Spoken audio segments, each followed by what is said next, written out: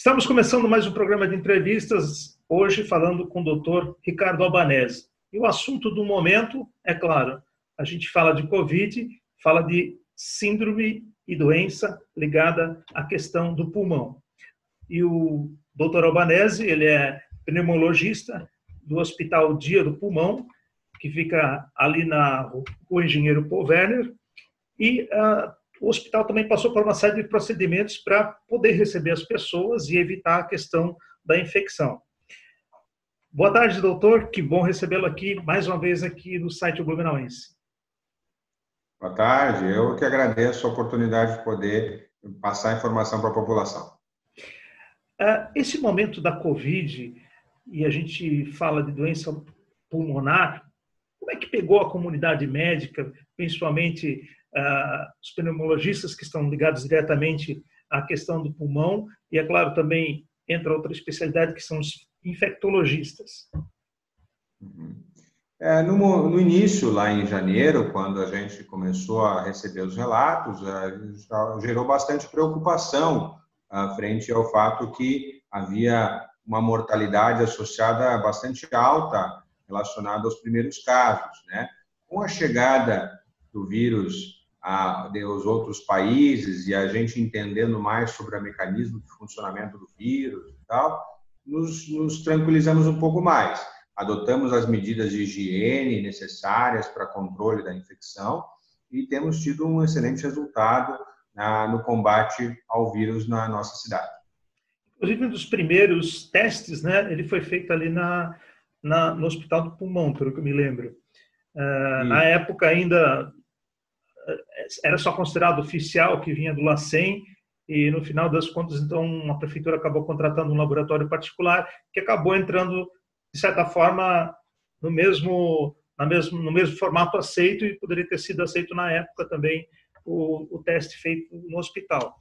E depois também foram os primeiros a disponibilizar, né, os testes para a população, colocando à disposição para quem quisesse fazer. Como é que muitas pessoas fizeram testes? Como tem sido a procura? Nós temos tido uma boa procura, né? A gente já realizou em torno de 900 testes rápidos aqui com a gente, tá? Realizamos em torno de 150 PCR já também, né? Temos mais ou menos 140 casos diagnosticados aqui dentro da estrutura, tá? Certo? Então, claro que não são todos do nosso município, né?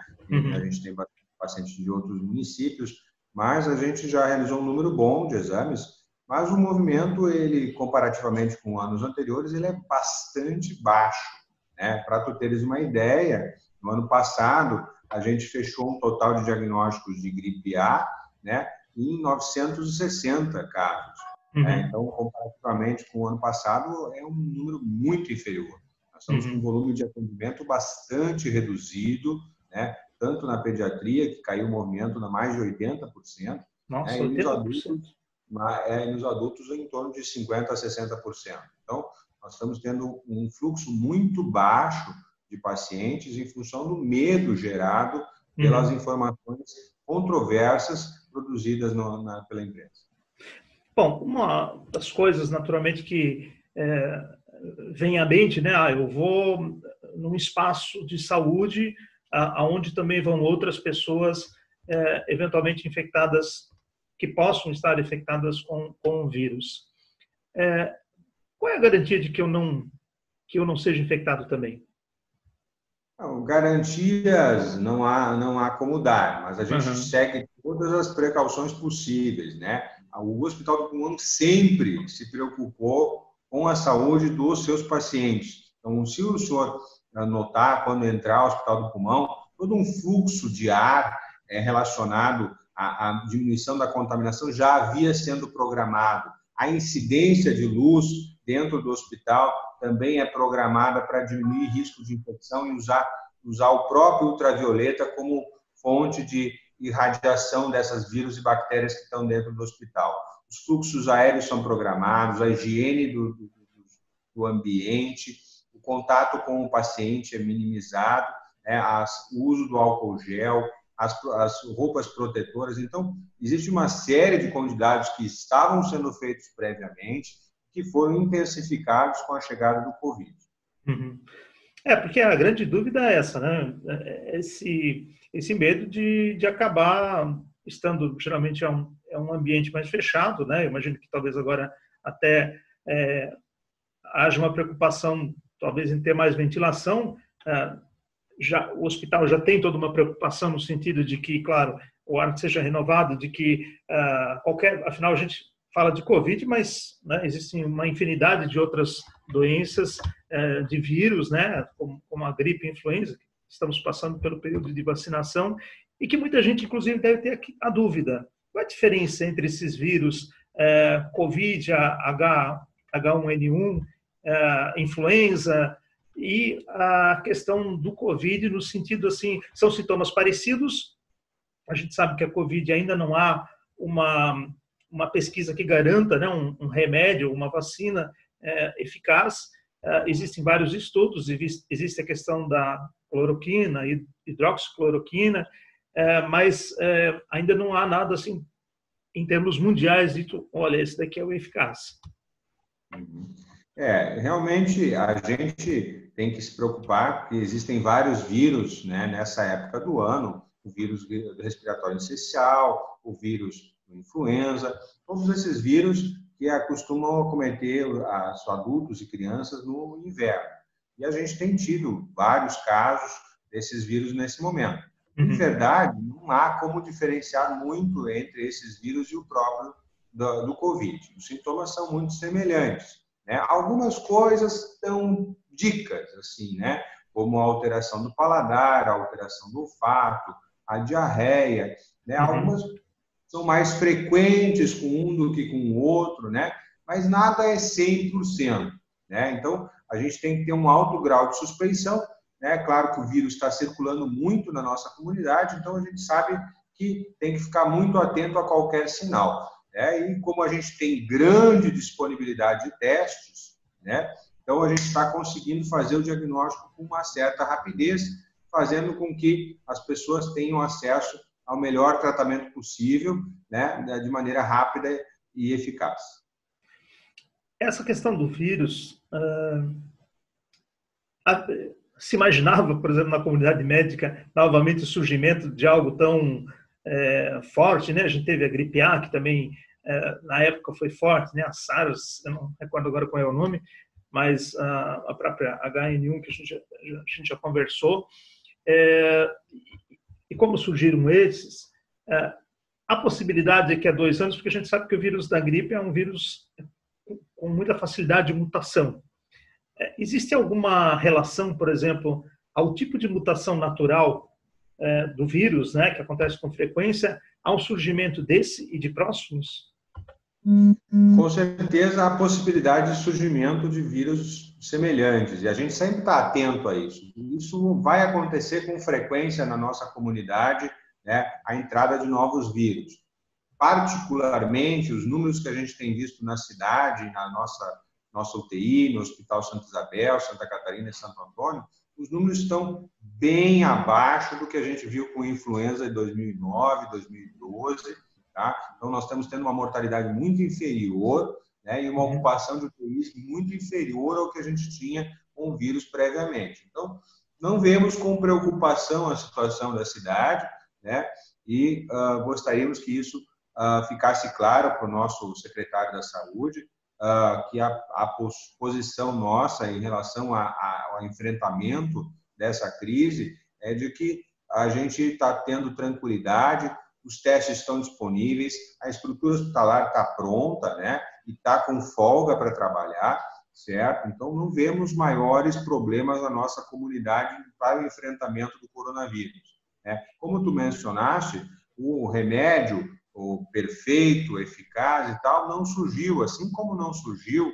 o melhor remédio disponível para a influenza em 2009 e 2012. Temos algumas coisas que dão alguma ideia de funcionamento, por exemplo, a maior parte dos pacientes graves com o Covid hoje são pacientes que acabam tendo problemas de trombose, embolia pulmonar, porque o vírus ele forma coágulos no sangue, ele é altamente trombogênico, ele forma trombos. Então, uma das grandes estratégias que fez com que nós tivéssemos uma mortalidade muito inferior a outros locais é a prevenção da embolia pulmonar e das tromboses nos pacientes que acabam tendo casos mais graves. Então, a necessidade de oxigênio, a fornecimento de oxigênio precoce, uma série de estratégias que foram vislumbradas através da experiência de outros países que foram rapidamente implantadas na nossa comunidade e fizeram com que a nossa comunidade tenha uma taxa de mortalidade bastante baixa. Uhum. O senhor comentou sobre o fato da Covid não ter sido tão grave em relação às outras doenças naquele período, né, como gripe A, como influenza, etc. O senhor lembra de alguns números que poderia passar para comparar, por exemplo? Olha, o que acontece, né, como eu te falei, ano passado a gente, por exemplo, teve mais ou menos, só no Hospital do Pulmão, o diagnóstico de mais de 960 casos de gripe A, certo? Enquanto nesse momento aqui nós tivemos 140 casos diagnosticados no Hospital do Pulmão até o momento e já estamos na metade do ano, né? Então, não há uma perspectiva de superar os números do ano passado, por exemplo, de influenza dentro do Hospital do Pulmão. E em relação à questão de internações e mortalidade, os nossos números são muito inferiores, eu tenho completa convicção, mesmo em relação ao ano passado. Não tem como comparar. Comparar com 2009, então, chega a ser uma vergonha. Então, o que é verdade é que nós não tínhamos a disponibilidade de testes como a gente tem hoje para o SARS-CoV-2. Então, no passado, muitas pessoas ficavam ficando sem testes, porque não havia disponibilidade de tal fato. E também os testes não eram tão eficazes. Os testes foram se aprimorando ao longo dos anos, né? Frente à necessidade já vislumbrada em 2009. Então, a gente aprimorou a nossa capacidade diagnóstica, a gente aprimorou a nossa eficiência no manejo dessas viroses e, por isso, a gente tem um resultado muito melhor do que tivemos em anos anteriores. Perfeito. Doutor, muito obrigado mais uma vez por nos dar essas informações tão importantes, né? Nesse momento de grande dúvida em relação à questão das gripes, e a gente, né, chega no momento, em que muda a estação, estamos chegando no inverno.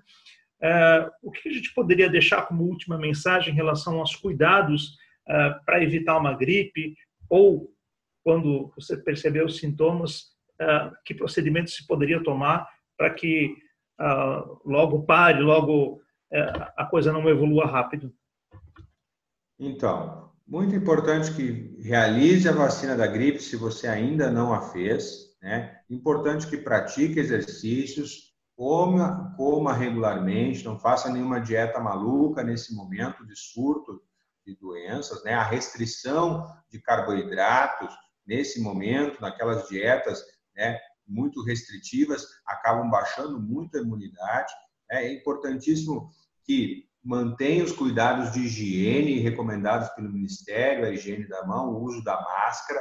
É importante entender que o paciente que não tem sintomas, ele é um dos grandes responsáveis pela disseminação do vírus e a máscara é uma das grandes responsáveis por não deixar que esse paciente assintomático transmita o vírus para outras pessoas.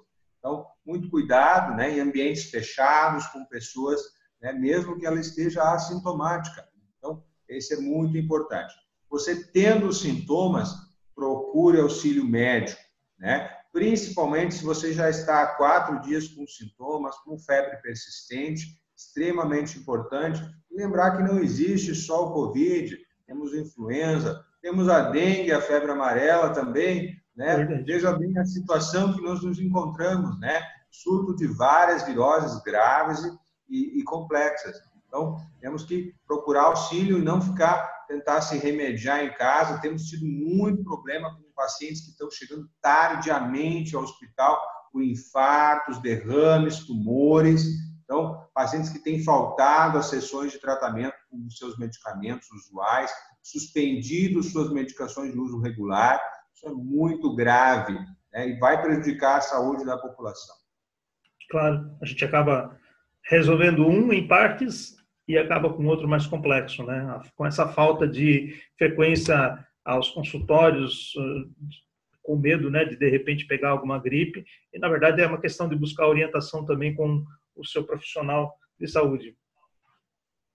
Exatamente. Doutor, mais uma vez agradeço pelas suas informações e a gente deseja aí que as pessoas então acabem lembrando da importância de estar visitando regularmente o seu médico e de estar cuidando também daquilo que eventualmente até pode tirar a sua vida, né? Com certeza. Obrigado pela oportunidade de oferecer essa informação à população. Um grande abraço.